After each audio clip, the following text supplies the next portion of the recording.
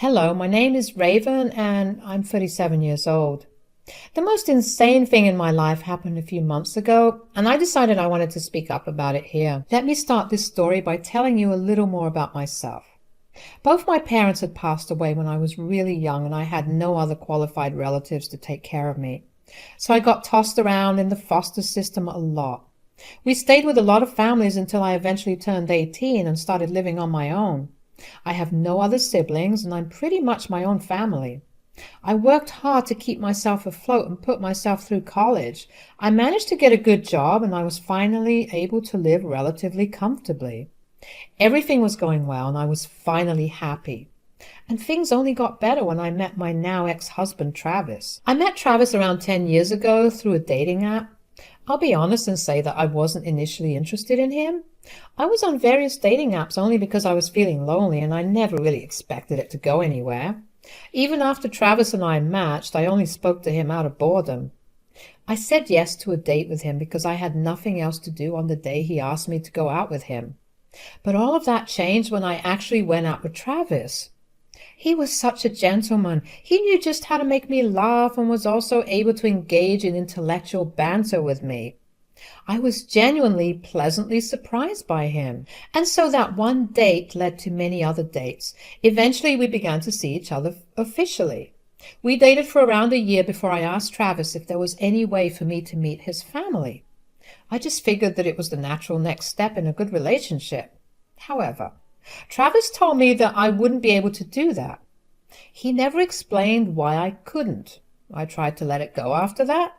Travis had gotten a little distant after I asked to meet his family, so I just never brought it up again. 2 years later, Travis asked me to marry him, which I enthusiastically said yes to. It was during the wedding planning that I began to think about how I never got to meet his family. My insecurities began to get the better of me, and I used to think that the reason he did not want me to meet his family was because I was not good enough for it. My thoughts only spiraled further, and they began to affect my everyday life. Finally, I decided to just ask Travis, point blank, why. Could I ask you something a little personal? Yeah, sure. What is it?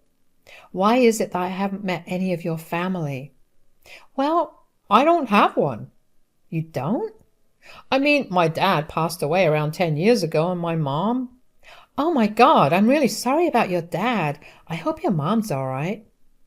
My mom's fine, I guess. You guess? Do you not speak with her anymore? I don't.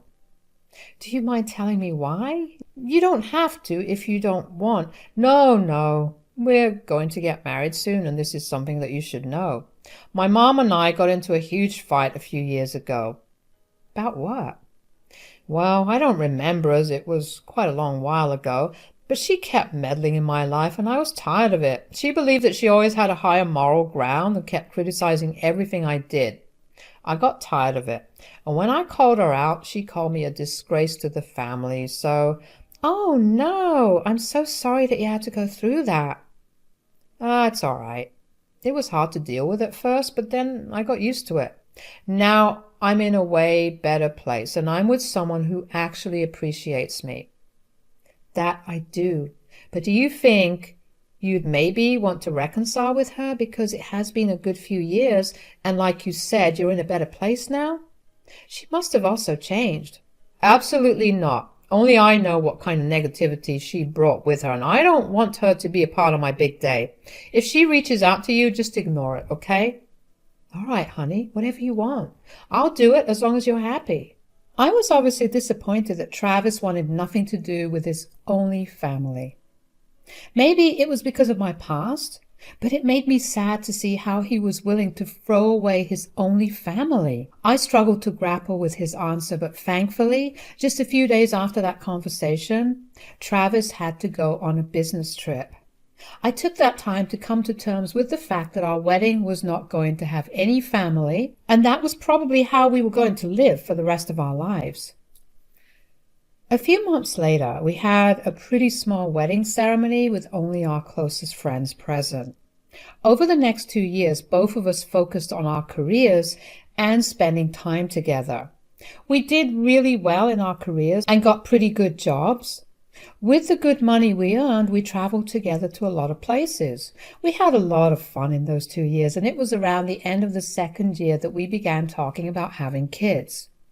Now, I wasn't the biggest fan of having kids, keeping in mind my background. If something were to happen to me, there would be no one to take my child in. As for Travis's side, I knew nothing about his mother, so I didn't even know if she was capable of taking care of a child in case something happened. Travis, on the other hand, was adamant about having a child. It was apparently his big dream to have a child. We talked about it for months before I finally gave in. We decided that it would be smart for me to quit my job, and we started trying for a child. However, we encountered a lot of difficulty. We went a full year before I finally conceived our son. The birth of our son was truly the happiest moment of my life. Travis was an amazing father. He devoted all his time to taking care of our son, and even did his share of the chores that didn't involve our son. I was living on cloud 9. I didn't think that my life would get that good, and I guess I was kind of true. When my son was 3 years old, I got a call from an unknown number. Hello? Hi, this is Pamela, Travis's mother. Oh, hello, how are you? It's so nice to hear from you. Oh, I'm good. When will you be getting here? I was supposed to come over? Well, Travis dropped your kid off here and I wanted to know when you'd come. When did Travis do that? Look, I don't know, but you need to come pick up your daughter. I have places to go to, and I cannot keep being your free babysitter. My daughter? I don't have a daughter. I only have a son. What? Wait, how did you even get my number? Well, Travis dropped his kid off here and gave me a note with a number on it. I called and you picked up. Why would he give you my number, and whose kid is he making you watch over? I would also like to know. How long have you been watching over this child? About 4 months or so. 4 months? And he never gave you any other number to contact during those months? Well, I never had to go out during his work hours. He seemed to be in a hurry, and he just gave me a paper which had a number on it to call if he didn't make it back in time today. Okay, well, I'm afraid I can't really come over and pick up the child because, well, for obvious reasons. But could you do me a favor and not mention anything to Travis? I want to talk to him about this myself. Of course, I won't mention a thing. I need answers for this myself. I was confused beyond belief. A part of me hoped desperately that it was just a spam call. But why would the caller know my husband's name? I tried to call Travis, but he never picked up the phone. I wanted my answers as fast as I could get them, but Travis never picked up the phone. With various household chores, because I knew that if I sat idle until Travis got back home, my mind would spiral into the worst-case scenarios, which would only make me feel worse. But eventually I had to sit myself down. I needed to compose myself for whatever the truth was. As I waited for Travis to come back, I began to wonder if Travis had been behaving weirdly. I remembered briefly how Travis had behaved a little differently right before our wedding, but I dismissed that. Then I remembered how Travis always seemed to have odd working hours, as in he would come home really late on random days of the week. But that couldn't have meant anything. Everything that I tried to mark as suspicious never seemed suspicious to me at that time. Finally, when Travis got home, I talked to him about his mother's call. So, your mother called me today. My mother? How'd she get your number? You gave it to her. I did? Yes, when you went to drop off your daughter. Oh. Do you mind explaining to me what the hell is going on here? I don't want to. Well, I want you to. I'm really tired, and I just want to sleep. Could you please just drop it for tonight? We'll talk about it tomorrow, okay? So you'd rather this eat me up than tell me what's going on? It's a huge thing, and I want us to be fully rested before I tell you anything. No, what you want is to avoid the topic altogether. Do you really think I'd be able to sleep after this? My mind is already spiraling through the worst of the worst case scenarios. I just need a few answers, Travis. Just give them to me. I'm afraid I can't do that so easily. Just believe me that it's a big thing, but I'm too tired to talk about it. If you don't tell me now, I will do my own digging and find things out for myself. I doubt you'll be able to find anything. Just go to sleep and we'll discuss this tomorrow. Good night. I was shaking with anger. So there was something that Travis refused to tell me about. He knew just how I felt about keeping secrets, and he still insisted on doing it because he was uncomfortable with sharing. I tried to prod him some more for answers, but he refused to give them to me. Instead, he went to sleep.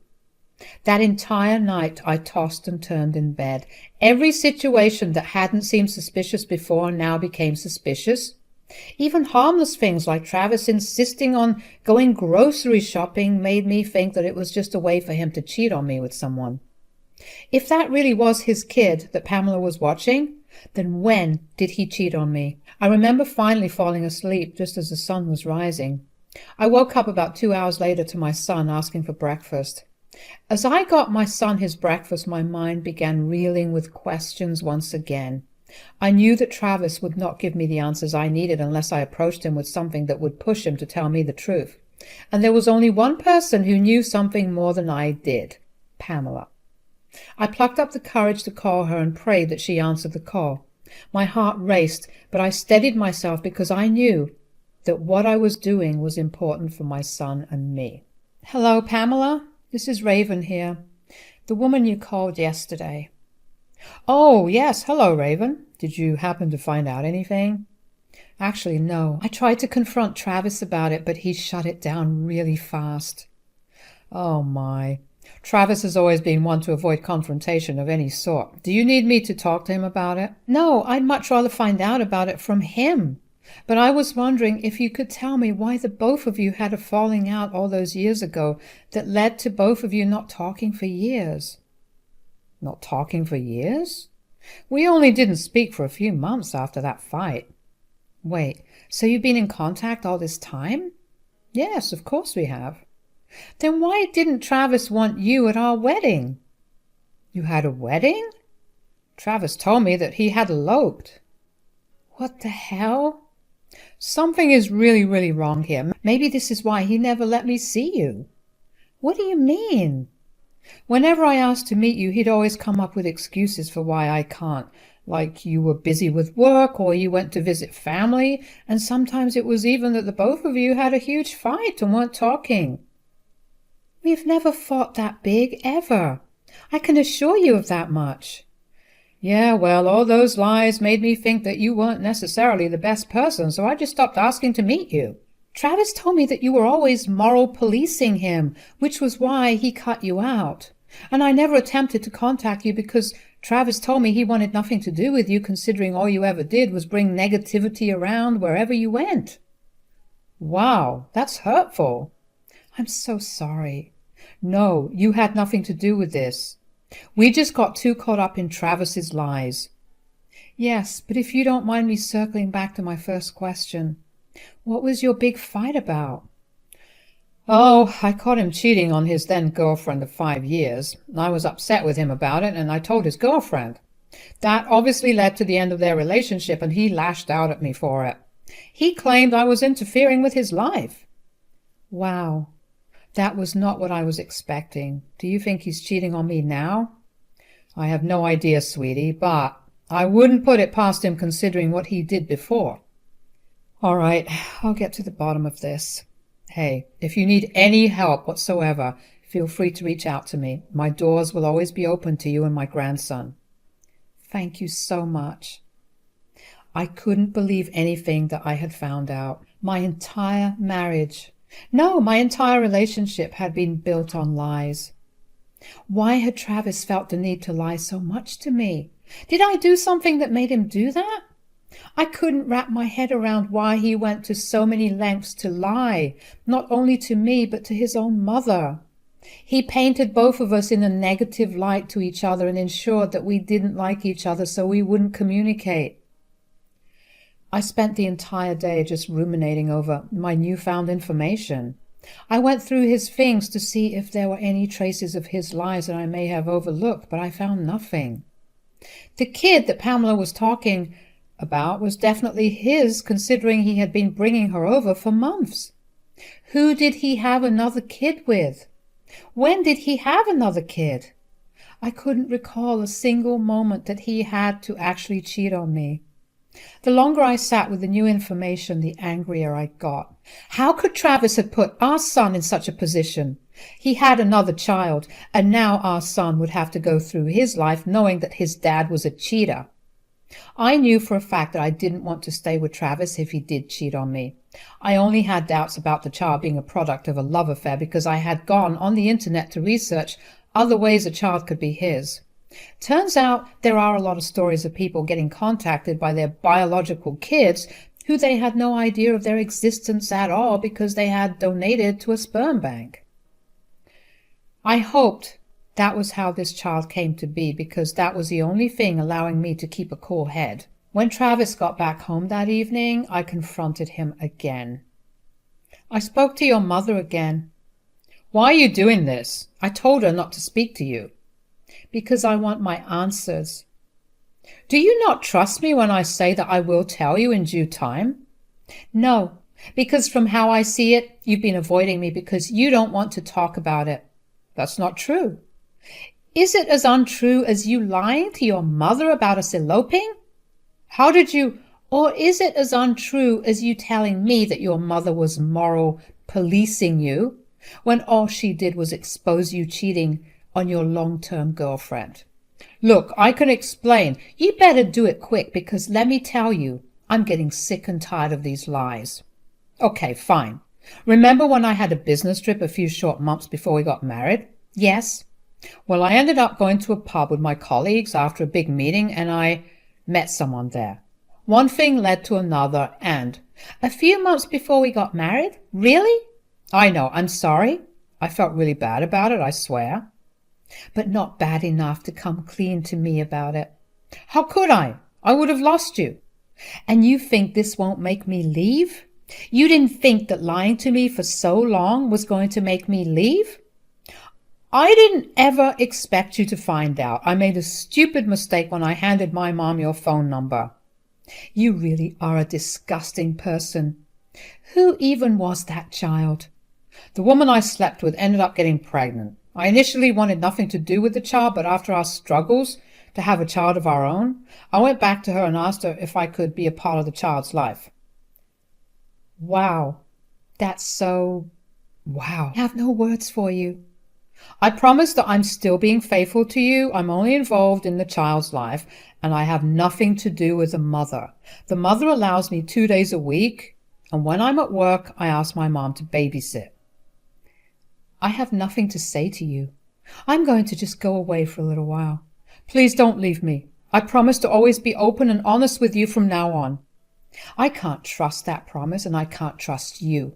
You were dishonest with me in the worst way possible, and I want nothing to do with you from now on. You can't leave me. What about our son? I am leaving you, and I'm taking my son with me. You should have thought things through before lying to everyone in your life. Goodbye. I was crushed and angry. I couldn't believe that Travis had gotten married to me, knowing that he had cheated on me. I would never have married him if I knew. I love my son, but I never wanted him to be caught in the middle of something this big. There was only one thing I ever wanted for my future children, and that was for them to have 2 loving parents with them at all times. Travis knew about it and still went through with his lies. I had already packed my sons and my things and had them loaded up in the car. I took my son's hand and left the house. Travis was yelling for me to come back. He even came up to the car with tears rolling down his face, begging me to not leave him. I was done with him. I drove to Pamela's place because she opened her doors to me. I had talked to her once more before confronting Travis again, and she was more than happy to help me out. Pamela really helped me out during the whole process. She was there for me like a mother would be for her daughter. I spent many, many nights crying, and she was there to comfort me. I don't know how, but Travis figured that I was there and tried on multiple occasions to come over and talk to me, but Pamela made sure he didn't even get to enter the house. After that, Pamela helped me find a good divorce lawyer who also helped me fight for child custody. Travis contested the divorce because he wanted any excuse he could get to talk to me. I didn't let that happen, and instead asked my lawyer to communicate everything. Needless to say, Travis's case did not look so good in front of a judge. Not only did he have to pay me alimony, but he also had to pay child support. As for the custody of our child, he got 2 weekends a month. I'm not happy with it, but I also don't want my son completely cut off from his father. I will tell him the truth when he's older, and then he can make a decision for himself. Travis was devastated and tried to contact me through Pamela, but Pamela did not let him get through to me. Instead, she cut him off. Last I heard, Travis moved in with the mother of his other child. It's been a rough journey ever since I found out. I needed months of intensive therapy just to process my feelings about the whole ordeal. I'm finally at a point where I can talk about what happened, and I chose to share my story with all of you. Thank you so much for listening.